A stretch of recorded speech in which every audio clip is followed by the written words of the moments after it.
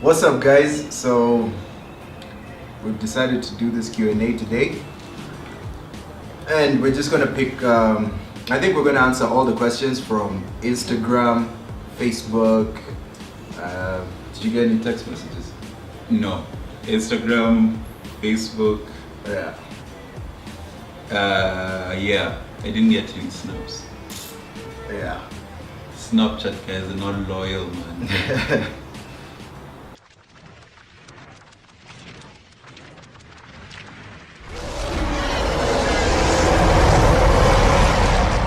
Question number 1.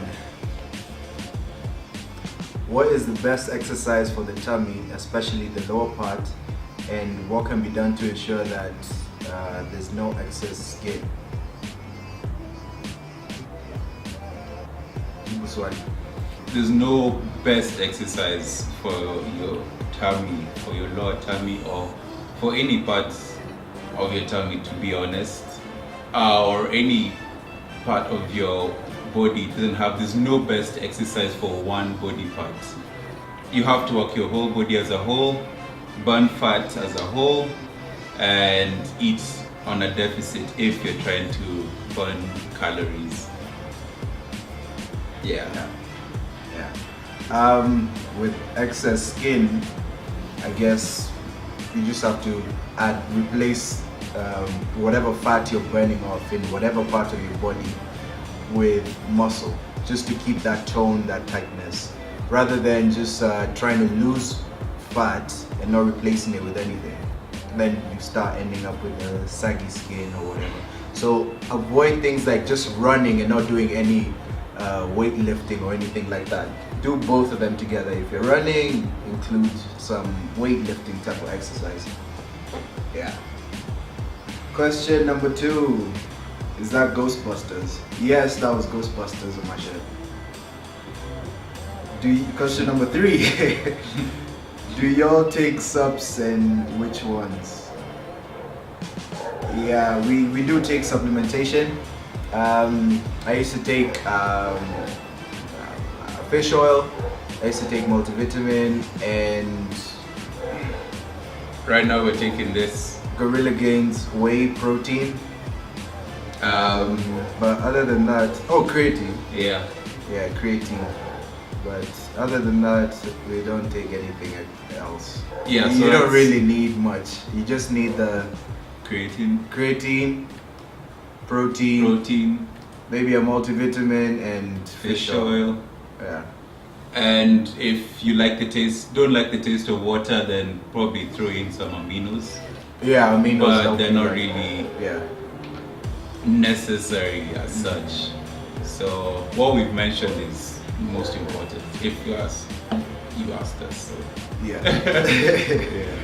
And fat burners. I take fat burners when I'm cutting, but that's probably for a period of 3-4 months. Then I get off them. But they're not necessarily the reason why I cut down the weight. Yeah. That's a story for another day. For another question. Mlasoy asks, what foods are right for dinner?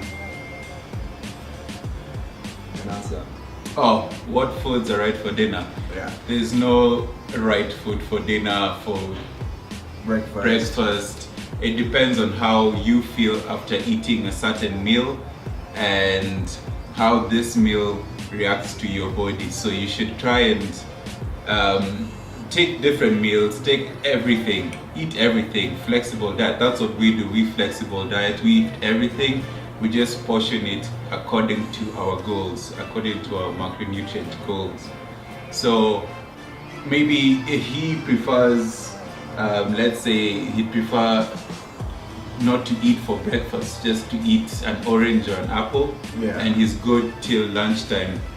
I'd like to eat a huge meal with oats, with eggs, with meat for breakfast. For dinner now, he'd prefer to eat a huge meal. Yeah, pretty big. Frank, that is, and I'd prefer to eat a very tiny meal. So it just depends on what works best for you. You have to try different things and see what gives you the best results for what you're looking for. Yeah, the main thing is just hitting your macros. That's all that matters. It doesn't matter if you're eating it all in one, if you're spreading it out, if you're eating a certain food type at night, it doesn't matter. Heal day. She's talking about her feeling dizzy. Okay, she says, I can jog 5 kilometers at a go with probably a bit of walking in between. So the issue is, I've tried attending classes that work the upper and lower body, and usually in the midst of the class, I get dizzy and feel extremely nauseous. I've tried eating yogurt 30 minutes prior and immediately, and that doesn't seem to help.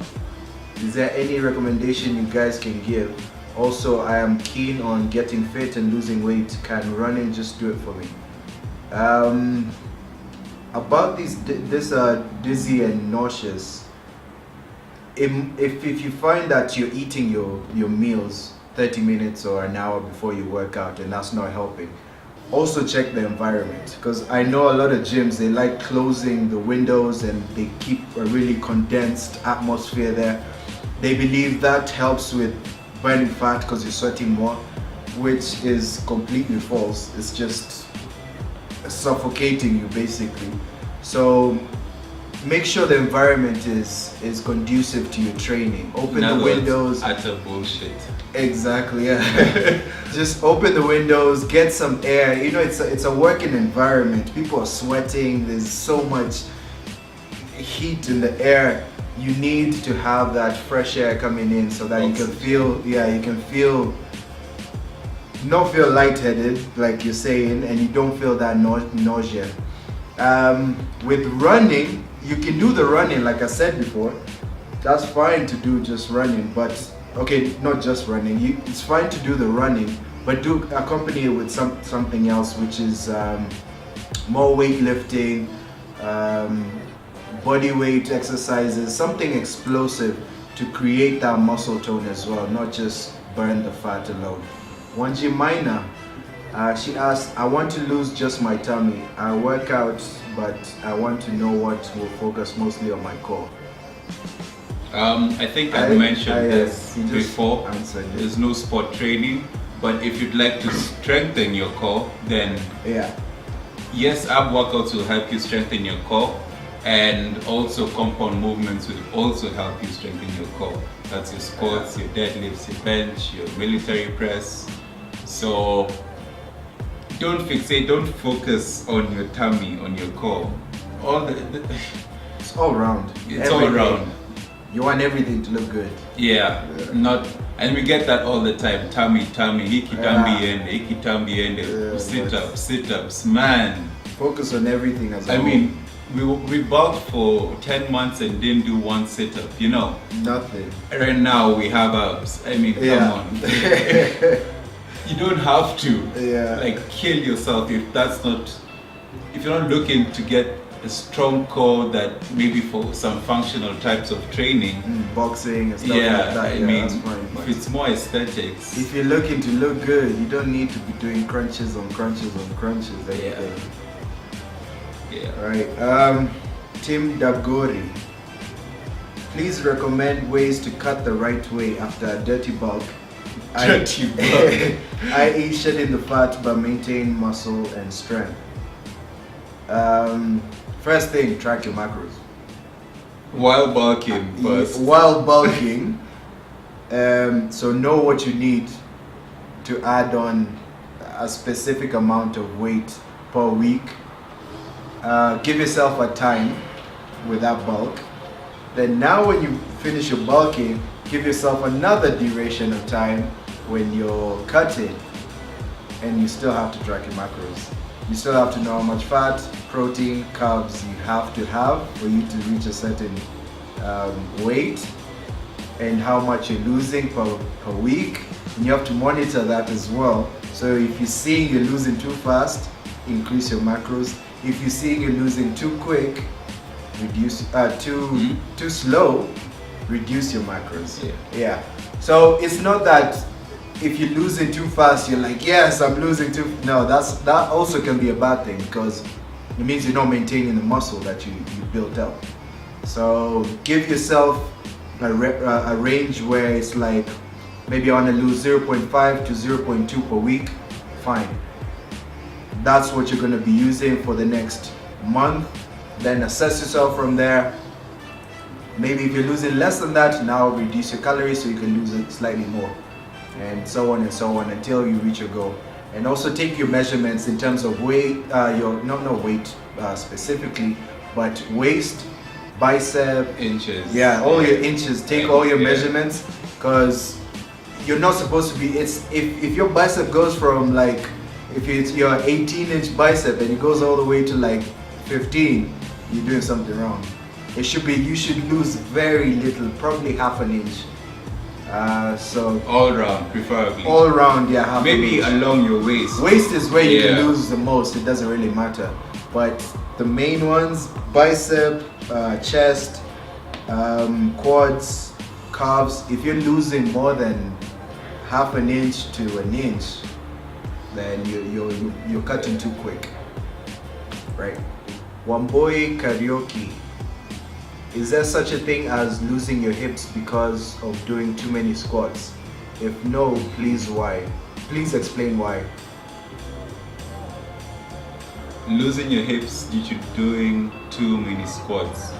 If anything, when you do too many squats, you're building your lower body even more. Yeah.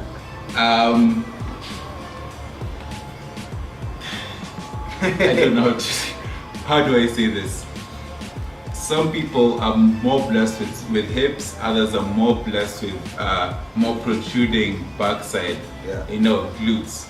So if you work really hard on your legs, your lower body, your body will take up the best shape of what it has. So you won't completely lose your hips. You'll only lose the excess fat which you're trying to do either way. But you will maintain your shape, and you will even probably get a better shape than what you have. You may lose an inch or two of fat, but as long as you build the muscle in and around, you will maintain. The difference is the shape and how your body structure is. That depends on your genetics. Yeah. You're not gonna have a Serena Williams ass if you're not built like Serena Williams. Yeah. Yeah. But you can still have a good look. But you can still have, work with what you have. Solomon Riri. Hey guys, I'm looking to get some supplements for myself, but now I'm torn between choosing hyperbolic mass, 50-gram protein for the hard gainer, or Mass Tech by Muscle Tech, 80-gram protein.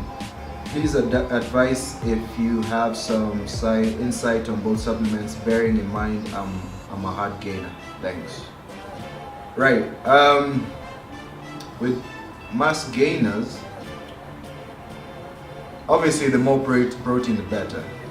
If you're saying 50 grams for one and the other one's 80 grams, I'd take the 80 grams. If it's the same serving. If it's the same serving, I'd take the 80 grams. But the thing is, with those things, with mass gainers, it's full of sugars. So that's how they get you on the carbs. They put a shit ton of carbs, and most of that carbs is sugars.